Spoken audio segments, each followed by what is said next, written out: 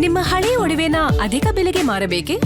ಅಟಿಕಾಗೆ ಕಾಲ್ ಮಾಡಿ 8880 Attica gold company.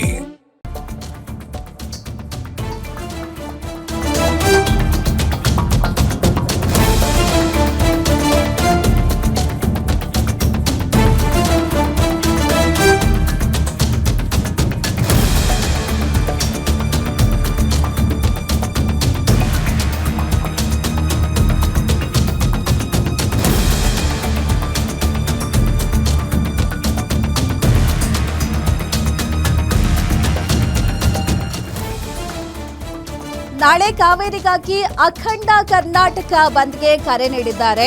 Mandya ಜಿಲ್ಲೆಯಲ್ಲಿ ಮದ್ಯ ಮಾರಾಟಕ್ಕೆ ಬ್ರೇಕ್ ಅನ್ನು ಹಾಕಿದ್ದಾರೆ. ಕೆಆರ್ಪೇಟೆ, ಶ್ರೀರಂಗಪಟ್ಟಣ, ಮದ್ದೂರು, ಮಂಡ್ಯ ತಾಲೂಕಿನಲ್ಲಿ ಮದ್ಯ ಮಾರಾಟಕ್ಕೆ ನಿರ್ಬಂಧವನ್ನ ಹೇರಿದ್ದಾರೆ. ಬಾರ್ ಅಂಡ್ ರೆಸ್ಟೋರೆಂಟ್ಗಳು ಬಂದ್ ಮಾಡಲು ಡಿಸಿ ಆದೇಶವನ್ನ ನೀಡಿದ್ದಾರೆ. ಮದ್ಯ ಮಾರಾಟ, ಸಾಗಣೆ ಮತ್ತು ಶೇಖರಣೆ ನಿಷೇಧವನ್ನ ಹೇರಿದ್ದಾರೆ ಡಿಸಿ. ಒಂದು ಕಾವೇರಿ ಹೋರಾಟ ಶುರುವಾಗಿದ್ದಾಗಿನಿಂದಲೂ ಹೆಚ್ಚಾಗಿ ನಡೀತಾ ಇರೋದು ಮಂಡ್ಯ, ಮೈಸೂರು ಈ ಭಾಗದಲ್ಲಿನ ರೈತರು ಹೆಚ್ಚಾಗಿ ತಮ್ಮ ಆಕ್ರೋಶವನ್ನ ವ್ಯಕ್ತಪಡಿಸ್ತಾ ಇದ್ದಾರೆ.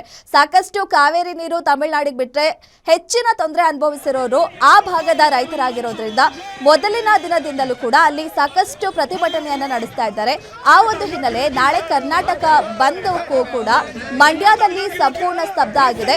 ಹಾಗಾಗಿ ಮಂಡ್ಯ ಜಿಲ್ಲೆಯಲ್ಲಿ ಮದ್ಯ ಮಾರಾಟಕ್ಕೆ ಬ್ರೇಕ್ ಅನ್ನ ಹಾಕಿದ್ದಾರೆ. ಯಾವುದೇ ರೀತಿಯ ಅನಾಹುತಗಳು ಆಗದೇ ಇರೋ ಒಂದು ಮುನ್ನೆಚ್ಚರಿಕೆಯಾಗಿ ಕೆಆರ್ಪೇಟೆ, ಶ್ರೀರಂಗಪಟ್ಟಣ, ಮದ್ದೂರು, ಮಂಡ್ಯ ತಾಲೂಕಿನಲ್ಲಿ ಮದ್ಯ ಮಾರಾಟಕ್ಕೆ ಡಿಸಿ ನಿರ್ಬಂಧವನ್ನ ಹೇರಿ ಆದೇಶವನ್ನ ನೀಡಿದ್ದಾರೆ. ಮದ್ಯ ಮಾರಾಟ ಆಗಿರ್ಬೋದು, ಸಾಗಾಣಿಕೆ ಆಗಿರ್ಬೋದು, ಶೇಖರಣೆ ಮಾಡಬಾರ್ದು ಅಂತ ಹೇಳಿ ನಿಷೇಧವನ್ನ ಹೇರಿದ್ದಾರೆ. ಮಂಡ್ಯ ಜಿಲ್ಲೆಯಲ್ಲೂ ಕೂಡ ಬಂದನ್ನು ಆಚರಣೆ ಮಾಡ್ತಾ ಇದ್ದೀವಿ. ವಿಶೇಷವಾಗಿ ನಾವು ಮದ್ದೂರಿನಲ್ಲಿ ಈಗಾಗಲೇ ನಾವು ರಸ್ತೆ ತಡೆಯನ್ನ ಕೊಪ್ಪ ವೃತ್ತದಲ್ಲಿ ನಡೆಸಿ ಇವತ್ತು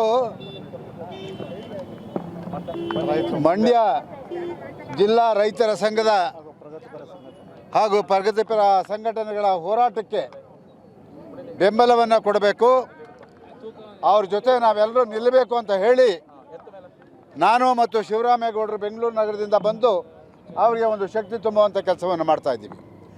ಈಗ 10-12 ದಿನಗಳ ಹಿಂದೆ ಒಂದು ಅವೈಜ್ಞಾನಿಕವಾದಂಥ ತೀರ್ಪಂತು. ಕಾವೇರಿ KRSನಲ್ಲಿ ನೀರು ಇರಲಿ ಇಲ್ಲದೆ ಹೋಗಲಿ, ಒಂದು ದಿನಕ್ಕೆ 3,500 ಕ್ಯೂಸೆಕ್ಸ್ ನೀರನ್ನು ಬಿಡಬೇಕು ಅಂತ ಒಂದು ಅವೈಜ್ಞಾನಿಕವಾದಂಥ ತೀರ್ಪನ್ನು ನ್ಯಾಯಮಂಡಳಿ ಕೊಡ್ತು. ಅದಾದ ಮೇಲೆ ನಮ್ಮ ಸರ್ಕಾರ ಮೇಲ್ಮನವಿಯನ್ನು ಸಲ್ಲಿಸ್ತು. ಅಲ್ಲೂ ಕೂಡ ನಮಗೆ ಸೋಲಾಯಿತು. ಇವರೇನು ತಮಿಳುನಾಡಿನ ಪರವಾಗಿ ವಕಾಲತ್ತನ್ನು ವಹಿಸ್ತಾ ಇದ್ದಾರಾ?